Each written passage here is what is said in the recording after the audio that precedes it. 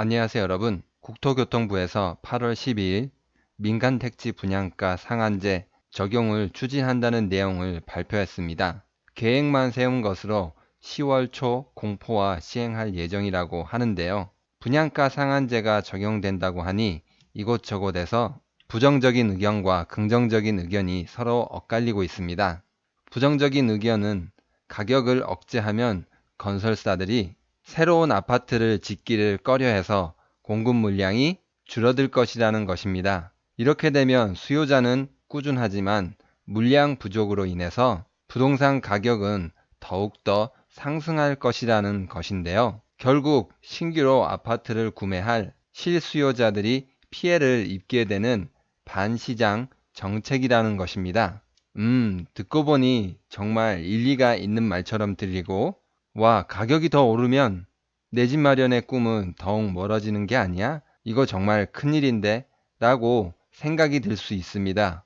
하지만 정말 그럴까요? 저의 대답은 노입니다. 언론에서 걱정하는 일은 발생하지 않을 것인데요. 내용을 살펴보면서 합리적인 의심도 같이 해보겠습니다. 첫째는 분양가 상한제가 역효과를 일으켜서 부동산 가격의 급등을 초래할 것이라는 내용인데요. 그래프는 서울 아파트의 시세 변화입니다. 민간 분양 상한제 시행 시기인 2007년부터 2015년 3월까지 서울 아파트 가격은 다소 안정되는 것이 보입니다. 오히려 분양가 상한제를 폐지한 2015년부터 가격이 급등하기 시작하는데요. 분양가 상한제 폐지로 2015년만 가격이 급등한 것이 아닙니다. 2000년부터 2006년까지 역시 분양가를 자유화하자 부동산 가격이 급등했습니다. 아무튼 분양가 상한제로 인해서 부동산 가격이 급등하는 일은 벌어지지 않을 것입니다. 국책연구기관에서는 분양가 상한제 시행으로 서울 아파트 가격이 연간 1.1포인트 하락하는 효과가 나타날 것으로 전망하고 있습니다. 공급 물량이 줄어들지에 대해서도 살펴보겠습니다. 분양가 상한제 시행 시기인 2007년과 2015년 사이에 인허가 물량을 살펴보면 2004년과 2005년에 비해서 평균적으로 높아 보이고 상승과 조정을 다소 반복하는 모습이 보입니다.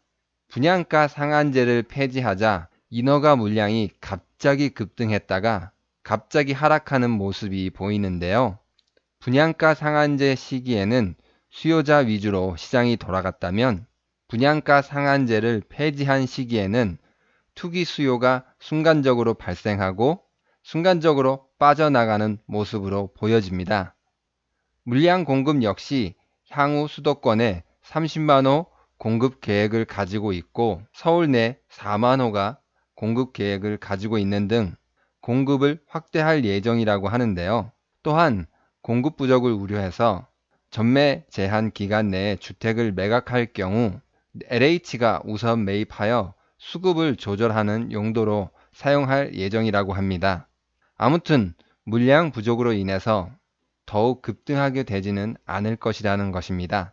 부동산 시장의 가격은 다소 안정될 것으로 생각되는데요.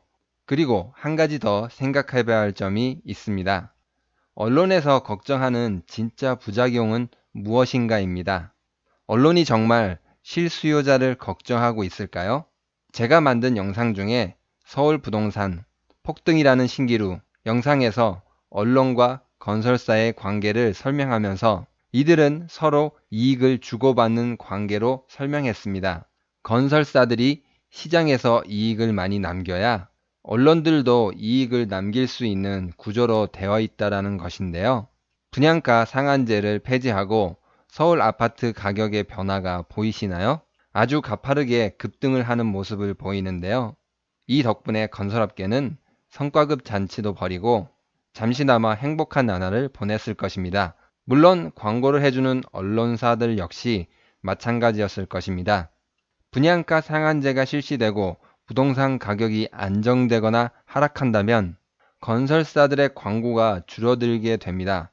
이렇게 되면 어떻게 될까요? 언론사 역시 광고 수입이 줄어들 수밖에 없습니다. 분양가 상한제로 걱정되는 것은 주택 구매 실수요자가 아니라 자신들의 수입을 감수하는 걱정이 섞인 목소리인 것입니다. 그리고 과연 누가 반시장적이라는 것을 생각해야 됩니다. 분양가 상한제가 반시장적이라고 오해할 수 있는데요. 하지만 진정한 반시장을 하는 무리들은 투기꾼들입니다. 이들은 부동산 투기로 돈을 벌고 대중들을 현혹해서 투기를 조장하고 선량한 사람들에게 피해를 입히는데요. 자본주의는 혁신과 생산을 반복해야 하는데 사람들에게 불로소득에 대한 환상만 심어주어서 노동의 의욕을 떨어뜨리는 진정한 반시장적인 사람들입니다. 이들을 시장에서 쫓아내는 것은 당연히 해야 할 일인데요. 발표한 내용 중에는 분양을 받은 이후 최대 10년 동안 매매를 할 수 없게 만들기 때문에 빠르게 매매하고 현금화해야 하는 투기꾼들에게는 매우 불행한 소식이 될 것입니다. 당연히 실수요자라면 평생 살 집이거나 잠깐 거주할 계획이라면 전세를 살면 되기 때문에 별로 문제가 되지는 않겠죠.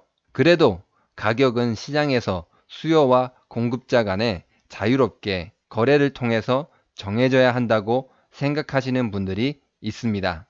굉장히 맞는 말입니다. 가격이 시장에서 정해지는 것은 중학생도 아는 간단한 이론인데요. 단 조건이 필요합니다.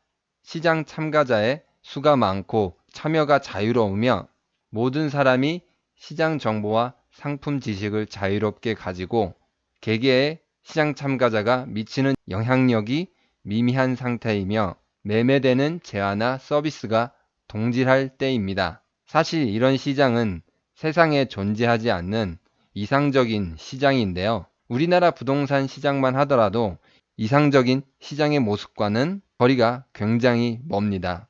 즉, 불안전하기 때문에 필연적으로 개입을 불러오게 되는 것입니다.